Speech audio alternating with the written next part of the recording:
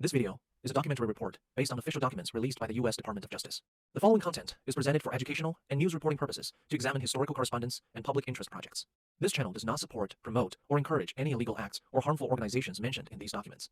All materials used are part of the public record under the Epstein Files Transparency Act. ወደ ኢትዮጵያ የምትሄድ ከሆነ አንድ ጓደኛዬ ካንተ ጋር አብሮ መሄድ ይፈልጋል።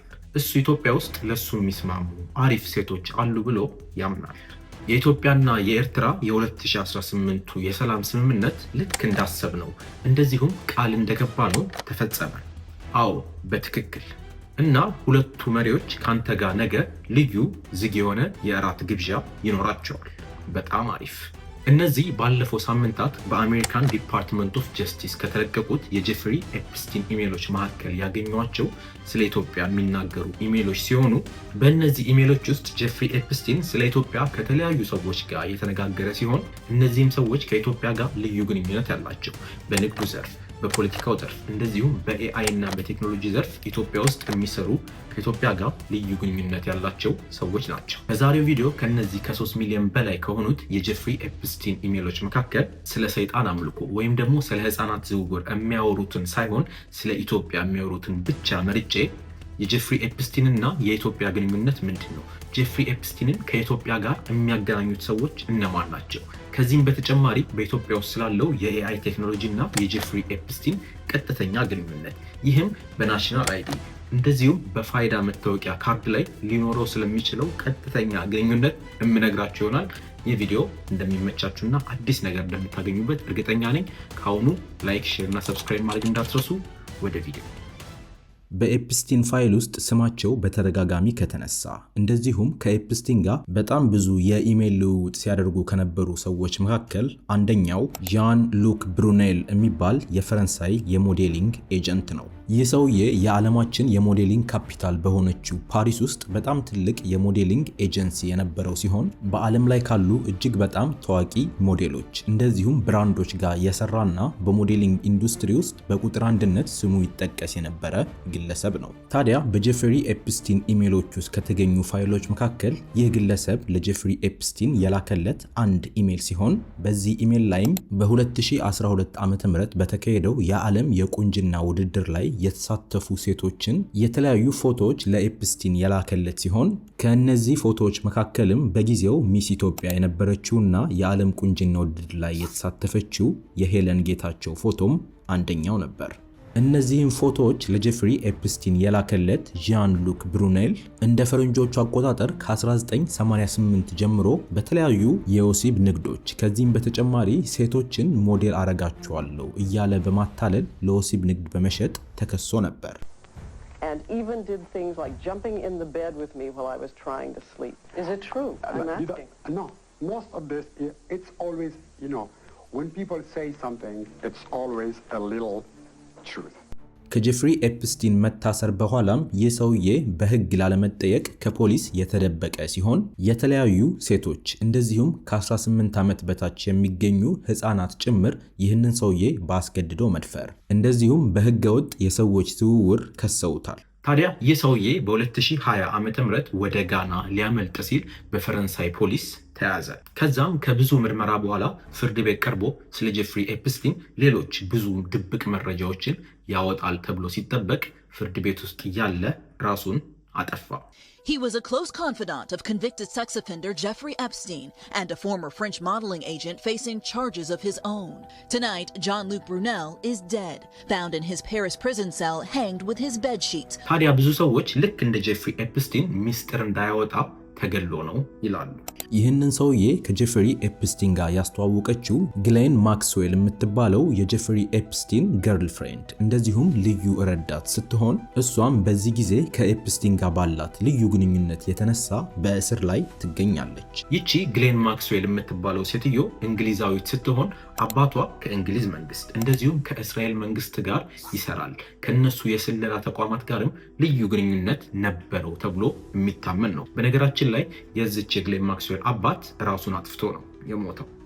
Father and daughter are said to have been very close, and he even named his yacht after her. In 1991, he died under mysterious circumstances. ታዲያ ይቺ ግሌን ማክስዌል ጄፍሪ ኤፕስቲንን ከተለያዩ የእንግሊዝ ንጉሳውያን ቤተሰቦች እንደዚሁም ከተለያዩ ፕሬዝዳንቶች እንደዚሁም የሀገር መሪዎች ጋር እንዳገናኘችው የሚታመን ሲሆን እሷ ግን በዋነኝነት ሰራ የነበረው በተለያዩ የእርዳታ ተቋማት ውስጥ ሲሆን ወደ ተለያዩ የአፍሪካ ሀገሮች እንደዚሁም ኢትዮጵያ ጭምር በመሄድ ህፃናትን እንደዚሁም ወጣት ሴቶችን ትረዳ ነበር። First of all, Your Excellencies, Presidents, Lords, ladies and gentlemen, I just would like to thank you so much, and it's such an honor to be here.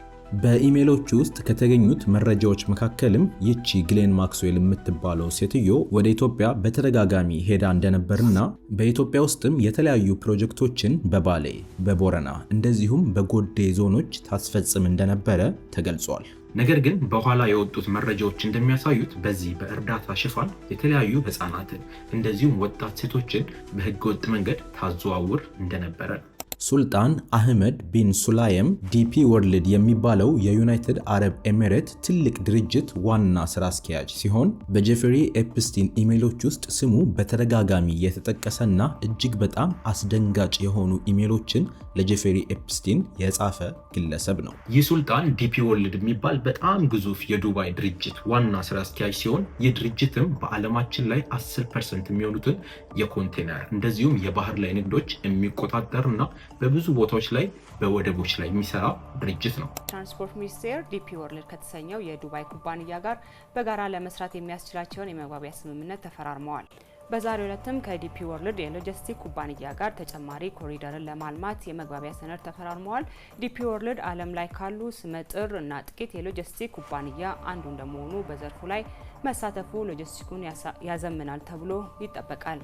ይህ ሱልጣን ከኤፕስቲን ጋር የነበረው ግንኙነት በጣም ጥብቅ የነበረ ሲሆን በሙስሊሞች ዘንድ በጣም ቅዱስ የሚባለውን የካባ መሸፈኛ ጨርቅን ለኤፕስቲን እንደ ስጦታ ሰጥቶታል። ከነዚህ ኢሜሎች መካከል በአንደኛው ጄፍሪ ኤፕስቲን ስለላክልኝ የቶርቸር ወይም ደግሞ የስቃይ ቪዲዮ አመሰግናለሁ ብሎ ለዚሁ ሱልጣን ኢሜል የላከለት ሲሆን በተደጋጋሚ ከኤፕስቲን ጋር በሚለዋወጡት ኢሜሎች ውስጥም እንዴት ከተለያዩ ሴቶች ጋር ወሲብ እንደሚፈጽሙ፣ ምን አይነት ሴቶች እንደሚመቿቸው እንደዚሁም የሴቶቹን ቁመትና ክብደት እንደዚሁም የጡት መያዣ ሳይዝ ጨምሮ ይነጋገሩ ነበር። ይህ ሱልጣን ታዲያ ኢትዮጵያ በተደጋጋሚ ከመምጣቱ በፊት ኤፕስቲን በተለያየ ጊዜ ኢትዮጵያ የምትሄድ ከሆነ የሞዴሊንግ ኤጀንሲ ያለው ጓደኛዬ ብዙ ሴቶችን ኢትዮጵያ ውስጥ ያውቃል ብሎ የላከለት ሲሆን ይህ ሱልጣን ኢትዮጵያ በነበረበት ጊዜም ከኢትዮጵያ ፕሬዝዳንት ጋር እንደተገናኘ እንደዚሁም ከኢትዮጵያ በሚመለስበት ጊዜ ደግሞ ኤፕስቲን ከኢትዮጵያ የሚፈልገው ነገር ካለ እንደጠየቀው እነዚህ ኢሜሎች ያሳያሉ። ይህ ሱልጣን ታዲያ ከኤፕስቲን ጋር በነበረው በዚህ ልዩ ግንኙነት የተነሳ ባለፉት ሳምንታት ከዲፒ ወርልድ ዋና ስራ አስኪያጅነቱ ተነስቷል። A major leadership shake-up at one of the world's largest post operators. Dubai-based logistic giant DP World has announced that its long-serving chairman and chief executive Sultan Ahmed bin Sulayem has stepped down amid mounting scrutiny over alleged link to Jeffrey Epstein. ጄፍሪ ኤፕስቲን ከተለያዩ የኤአይ ካምፓኒዎች እንደዚሁም የቴክኖሎጂ ካምፓኒዎች ጋር ይሰራ የነበረ ሲሆን ኢትዮጵያ ውስጥ ለሚገኙ የተለያዩ የኤአይ ስታርታፕ ፕሮጀክቶች እንደዚሁም ኢትዮጵያ ውስጥ አሁን በሰፊው ለምንገለገልባቸው የናሽናል አይዲ እንደዚሁም ከፋይዳ መታወቂያ ካርዶች ጋር ቀጥተኛ ግንኙነት አለው። እንደ ፈረንጆቹ አቆጣጠር ከ2014 ጀምሮ አይኮግ ላብስ ኢትዮጵያ የተባለ አንድ የኤአይ ድርጅት በጄፍሪ ኤፕስቲን በቀጥታ ይረዳ የነበረ ሲሆን የዚህ ድርጅት ሜንቶር እንደዚሁም ከጄፍሪ ኤፕስቲን ጋር ቀጥተኛ ግንኙነት የነበረው ሰው ደግሞ ቤን ጎርትዜል የሚባል አንድ የኤአይ ሳይንቲስት ነው። ይህ ሳይንቲስት ታዲያ ኢትዮጵያ ውስጥ ለረጅም ጊዜ የተመላለሰ እንደዚሁም በኢትዮጵያ ውስጥ የኤአይ እና የቴክኖሎጂ ዘርፍ እንዲፈጥንና እንዲያድግ በጣም የሰራ ሲሆን ኢትዮጵያ እንደዚሁም አፍሪካ እነዚህን አዳዲስ አደገኛ እንደዚሁም መጨረሻቸው ምን ሊሆን በደንብ ለማይታወቀው የኤጂአይ ቴክኖሎጂዎች መሞከሪያ መሬት እንደሆነች በእነዚህ ኢሜሎች ላይ ተጻጽፈዋል። ይህ የኤጂአይ ቴክኖሎጂ ከሰው ልጅ የተሻለ ሰውን የሚተካ ይሆናል ተብሎ የሚፈራ ወይም ደግሞ የሚገመት ሲሆን ይህ ሳይንቲስትም ይህ የኤጂአይ ቴክኖሎጂ እውን እንዲሆን ሌት ተቀን የሚሰራ ሳይንቲስት ነው። Hello everyone. It's a pleasure to be back here with Sophia once again, and with Sophia's brother, who we usually keep locked in the basement.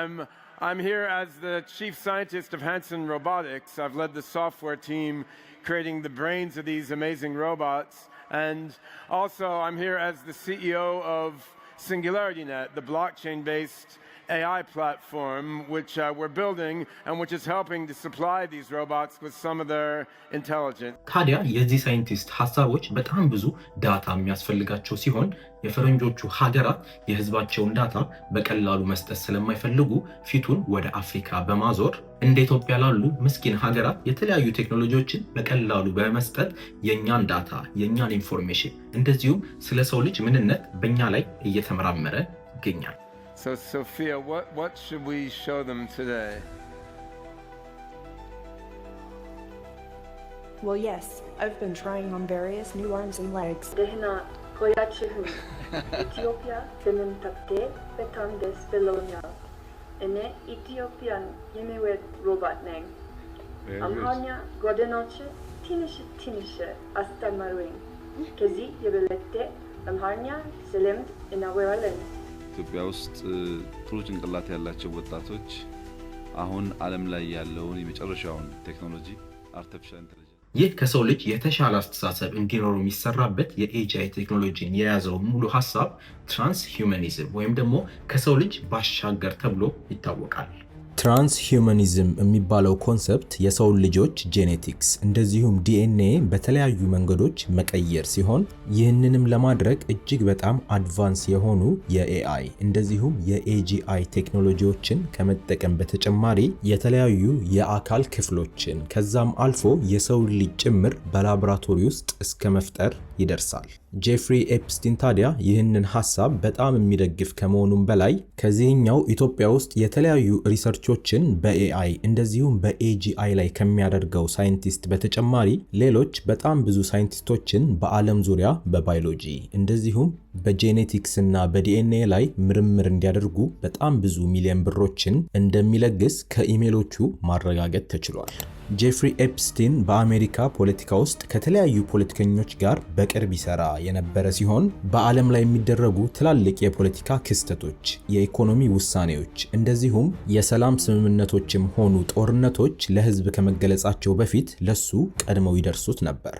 ጁላይ 2018 ላይ ስቲቭ ባነን ከተባለው የዶናልድ ትራምፕ ልዩ የፖለቲካ አማካሪ ከነበረው ሰውዬ ጋር ያደረገው የሚሴጅ ልውውጥ ስለ ኢትዮጵያና ኤርትራ የሰላም ስምምነት በቀጥታ ያነሳል። በዚህ ኢሜል ላይ የ2018ቱ የኢትዮጵያና የኤርትራ የሰላም ግንኙነት ልክ እነሱ እንዳሰቡት ወይም ደግሞ ቃል እንደገቡት እንደተፈጸመ የገለጹ ሲሆን ከዚህም በተጨማሪ ጄፍሪ ኤፕስቲን ለስቲቭ ባነን ከሁለቱም መሪዎች ጋር የግል እራት ግብዣ ይኖራል ይለዋል።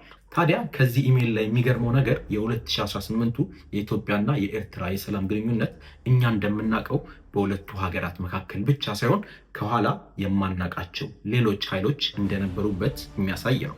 ከዚህም በተጨማሪ እነዚህ ሁለቱ ካንተ ጋር ልዩ የእራት ግብዣ ይኖራቸዋል የተባሉት ሰዎች ማን እንደሆኑ የማይታወቅ ሲሆን በዛም ሆነ በዚህ ግን ጄፍሪ ኤፕስቲን በኢትዮጵያ ፖለቲካ ውስጥ እጁ እንደነበረበት ማሳያ ነው። እንደ ፈረንጆቹ አቆጣጠር በ2009 ዶክተር ሄንሪ ጃሬስኪ የተባለ ታዋቂ ሳይንቲስት እንደዚሁም ሳይኮሎጂስት ለኤፕስቲን በላከው ኢሜል ላይ ስለ ብርሃኑ ነጋ እንደዚሁም በጊዜው ስለነበረው የግንቦት 7 የፖለቲካ እንቅስቃሴ በመግለጽ ኤፕስቲንን የገንዘብ እርዳታ የጠየቀ ሲሆን ኤፕስቲንም ብርሃኑ ነጋን እንደ አብዮተኛነቱ እንደዚሁም እንደ ነጻነት ታጋይነቱ እንደሚያደንቀው ገልጾ ነገር ግን እንደ ኢኮኖሚስትነቱ በዓለም ላይ ካሉ 5000 በጣም ታዋቂ ወይም ደግሞ ተጽዕኖ ፈጣሪዎች ኢኮኖሚስት ውስጥ እንደሌለበት ገልጾ ይህንን ኢኮኖሚስት በመደገፍ ሰበብ ኢትዮጵያ ውስጥ ሪቮሉሽን ወይም ደግሞ የመንግስት ለውጥ ማካሄድ የምትፈልግ ከሆነ ግን ከጎን ነኝ ብሎ ጽፎለታል።